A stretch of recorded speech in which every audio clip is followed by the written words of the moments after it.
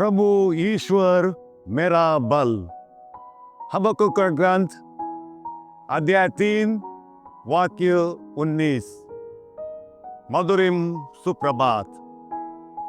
मेरे प्रिय भाई बहनों, युवा साथियों, प्यारे बच्चों, स्वागत है आप सबों को ट्रिनिटी क्रॉनिकल्स के वचन सन्मार्ग के इस श्रृंखला में।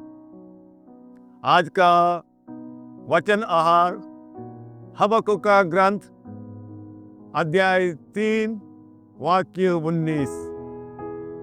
यह वचन हमें सिखाता है कि हमारी वास्तविक शक्ति परमेश्वर से आती है।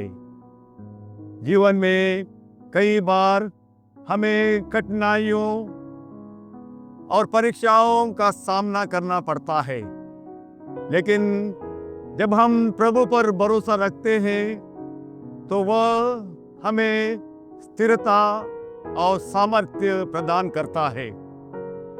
आज की दुनिया में जब लोग अस्थिरता, भय और अनिश्चितता से जूझ रहे हैं, यह वचन हमें आश्वस्त करता है कि परमेश्वर हमें मजबूती से थामे रहते हैं। जैसे हरिण अपने तेज और स्थिर पाँव के कारण ऊंची और कड़ी चट्टानों पर भी सहजता से चल सकता है, वैसे ही परमेश्वर हमें जीवन की ऊंचाइयों पर चलने की शक्ति देता है। हमारे प्रभु यीशु मसीह ने भी हमें ये वादा किया है। मनुष्यों के लिए तो यह असंभव है, ईश्वर के लिए सब कुछ संभव है। मत्ती का सुसमाचार अध्याय 19 वाक्य 26। इसलिए हम भरोसे के साथ अनुग्रह के सिंहासन के पास जाएं, जिसे हमें दया मिले और हम वह कृपा प्राप्त करें जो हमारी आवश्यकताओं में हमारी सहायता करेगी। मसीही जीवन केवल अपनी शक्ति पर निर्भर रहने का नहीं, बल्कि परमेश्वर की शक्ति से जीने का नाम है।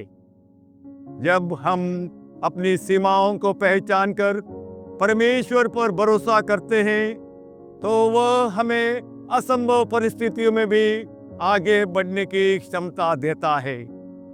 इसलिए यदि आप किसी संघर्ष से गुजर रहे हैं तो घबराए नहीं। परमेश्वर आपकी शक्ति है, वह आपको ऊंचाइयों तक ले जाएगा, जहां आप विजय और आनंद का अनुभव करेंगे। बस उस पर विश्वास बनाए रखें। क्या आप इस वचन जो जीवंत और शाश्वत है कि परमेश्वर मेरा बल है, इस पर भरोसा करते हैं? आइए कुछ पल हम इन वचनों पर चिंतन कर अपने दैनिक जीवन में आत्मसात करने का प्रयास करें। सफल दिन की शुभकामनाओं सहित आपका और आपके प्रियजनों का जीवन प्रभु के आध्यात्मिक परिवेश के संपर्क में हमेशा बना रहे। प्रभु आपको आशीर्वाद दें, हर बुराई से रक्षा करें और आपको अनंत जीवन के मार्ग पर ले चले। आमीन।